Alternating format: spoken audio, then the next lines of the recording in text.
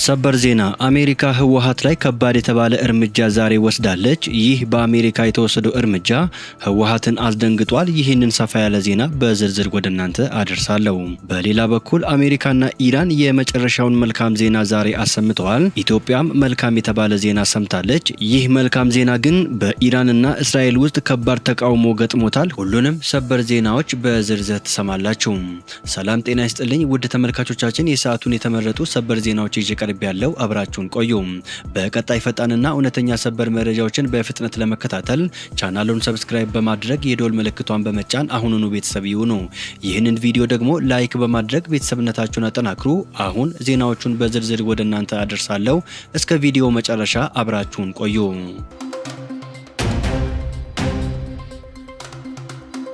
በቅድሚያ አሜሪካ በህወሓት መሪዎችና ቤተሰቦቻቸው ላይ የቪዛ ማዕቀብ ጣለች። አሜሪካ በኢትዮጵያ ያለውን ሰላም በማናጋት ውስጥ ተሳታፊ ናቸው ባለቻቸው አክራሪ የህወሓት አባላትና የቅርብ ቤተሰብ አባሎቻቸው ላይ የቪዛ ክልከላ መጣሏን ዛሬ አስታውቃለች።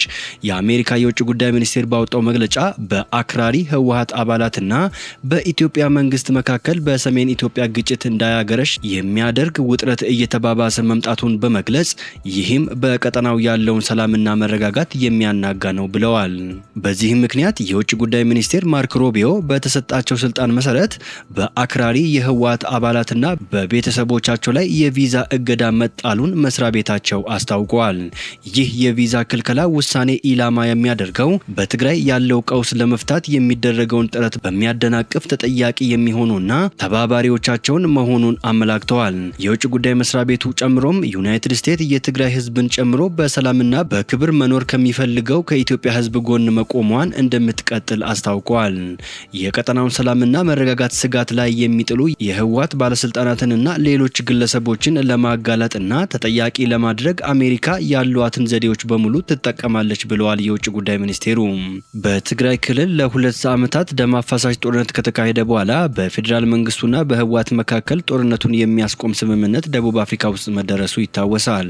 በስምምነቱ መሰረት በትግራይ ጊዜያዊ አስተዳደር ተመስርቶ ለሁለት ዓመታት ከቆየ በኋላ ህጋዊ እውቅናው የተሰረዘበት ህወሓት ጦርነቱ ምክንያት ከሆኑት መካከል አንዱ በሆነው በተናጠል ምርጫ ተመስርቶ እንዲፈርስ የተደረገውን የክልሉን ምክር ቤት በመመለስ ስልጣን ይዘዋል።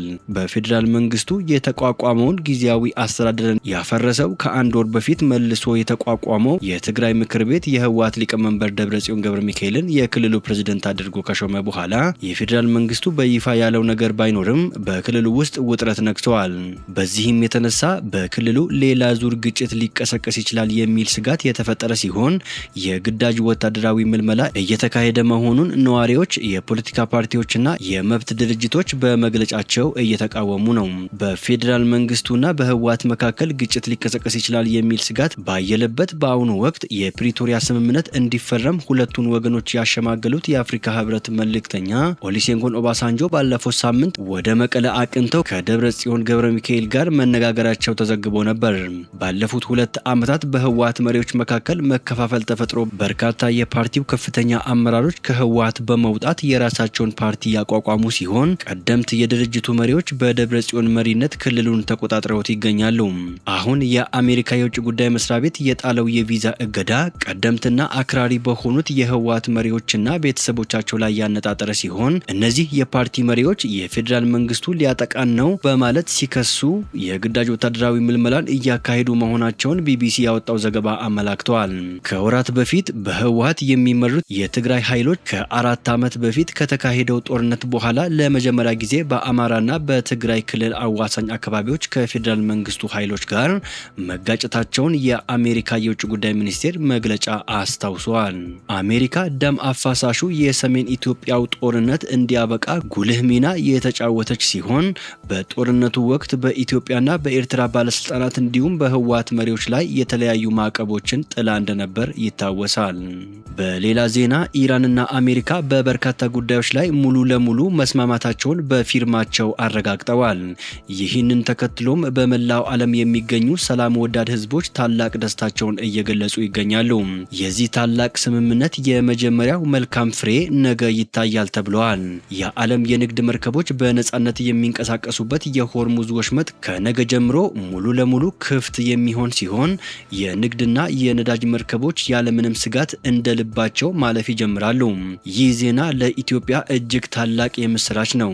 የወሽመጡ መከፈት በቀጥታ ወደ ሀገራችን የሚመጣውን የነዳጅ አቅርቦት የሚያቀላጥፍ በመሆኑ በነዳጅ እጥረት ዙሪያ የነበረውን ስጋት ሙሉ ለሙሉ የሚቀርፍና ትልቅ እፎይታን ይዞ የሚመጣ ነው። በአሜሪካና ኢራን መካከል የተኩስ አቁም ስምምነቱን ለማራዘም የተደረገው የመግባቢያ ሰነድ በእነዚህ 14 ዋና ነጥቦች ላይ ያተኩራል። እነሱም ሊባኖስን ጨምሮ በሁሉም ግንባሮች ላይ ወታደራዊ እንቅስቃሴዎች በአስቸኳይና በቋሚነት ማቆም፣ አሜሪካና ኢራን የአንዳቸውን ሉዓላዊነትና የግዛት አንድነት ማክበር እንዲሁም አንዳቸው በሌላው የሀገር ውስጥ ጉዳይ ጣልቃ ከመግባት መቆጠብ፣ ሁለቱም ወገኖች በ60 ቀናት ውስጥ የመጨረሻ ስምምነት ላይ ለመድረስና ለመደራደር ቃል ይገባሉ። ይህም በጋራ ስምምነት ሊራዘም ይችላል። በአስቸኳይ ሁኔታ አሜሪካ የባህር ላይ ከበባዋን ማንሳት የምትጀምር ሲሆን በ30 ቀናት ውስጥ ሙሉ በሙሉ ታነሳለች። በሆርሙዝ የባህር ሰርጥ ኢራን ለ60 ቀናት ለንግድ መርከቦች ያለምንም ክፍያ ደህንነቱ የተጠበቀ ጉዞ እንዲኖር የተቻላትን ጥረት ታደርጋለች። አሜሪካ ከቀጠናዊ አጋሮቿ ጋር በመሆን ለኢራን መልሶ ግንባታና ምጣኔ ሀብታዊ ልማት የሚውል ቢያንስ $300 ቢሊዮን የማሰባሰብ እቅድ ታዘጋጃለች። አሜሪካ በኢራን ላይ የጣለቻቸውን ሁሉንም አይነት ማዕቀቦች ታነሳለች። ኢራን የኒውክሌር መሳሪያዎችን እንደማታመርት ወይም እንደማታለማ ድጋሚ ታረጋግጣለች። ሆኖም ሌሎች የፕሮግራሙ ክፍሎች አሁንም ድርድር የሚደረግባቸው ይሆናል። የመጨረሻው ስምምነት እስኪደረስ ድረስ አሜሪካና ኢራን ነባራዊ ሁኔታን ለመጠበቅ ተስማምተዋል። የአሜሪካ ግምጃ ቤት ለኢራን ድፍድፍ ዘይት፣ የነዳጅ ውጤቶችና ተዋጽኦች እንዲሁም ተያያዥ አገልግሎቶች ኤክስፖርት ልዩ ፍቃዶችን ይሰጣል። አሜሪካ የታገዱ ወይም የተገደቡ የኢራን ገንዘቦችና ሀብቶች ሙሉ በሙሉ ጥቅም ላይ እንዲውሉ ለማድረግ ቃል ትገባለች። የዚህን የመግባቢያ ሰነድ ስኬታማ አፈጻጸም ለመከታተል የሚያስችል አስፈጻሚ አካል ይቋቋማል። የመጨረሻው ስምምነት አስገዳጅ በሆነ የተባበሩት መንግስታት የጸጥታው ምክር ቤት ውሳኔ ይጸድቃል። የአሜሪካና የኢራን ስምምነት ኢራንና እስራኤል ውስጥ ተቃውሞ እየገጠመው ነው። ለወራት የዘለቀውን ጦርነት ለማስቆም በኢራንና በአሜሪካ የተፈረመው የመግባቢያ ስምምነት ከበርካታ የዓለም ሀገራትና ተቋማት ተቀባይነት ቢያገኝም በኢራንና በእስራኤል ውስጥ ከሚገኙ አንዳንድ ወገኖች ግን ተቃውሞ እየገጠመው ነው። የኢራን መሪዎች ስምምነቱን ቢፈርሙም የሟቹ መሪ አያቶላ አሊ ሀሜኒ አክራሪ ተከታዮችና ደጋፊዎች በስምምነቱ ደስተኛ አይደሉም። የኢራን ጠቅላይ መሪ በመሆን የአባታቸውን ቦታ የያዙትና ለወራት የጽሑፍ መልእክት ከማስተላለፍ ውጪ በአደባባይ ያልታዩት ሞጅተባ ሀሜኒ በስምምነቱ ላይ ያላቸው አቋም እስካሁን በይፋ አልተገለጸም።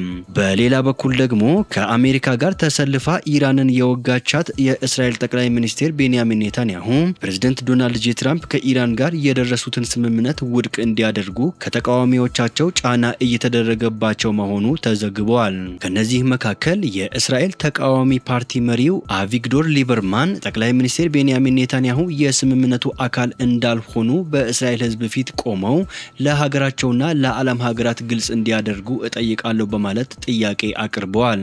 ተቃዋሚው ፖለቲከኛ ጨምረውም በኢራንና በሊባኖስ መካከል ያለውን ግንኙነት አንቀበለውም በማለት እስራኤል በሊባኖስ ውስጥ እያካሄደችው ያለው ወታደራዊ ዘመቻ ከኢራን ስምምነት ጋር መያያዝ እንደሌለበት ተናግረዋል። ሊበርማን እኛ እርምጃ የምንወስደው በብቸኝነት የእስራኤልን ጥቅም መሰረት አድርገን እንጂ የዓለም የነዳጅ ገበያና የአክሲዮን ዋጋን በመመልከት አይደለም ብለዋል።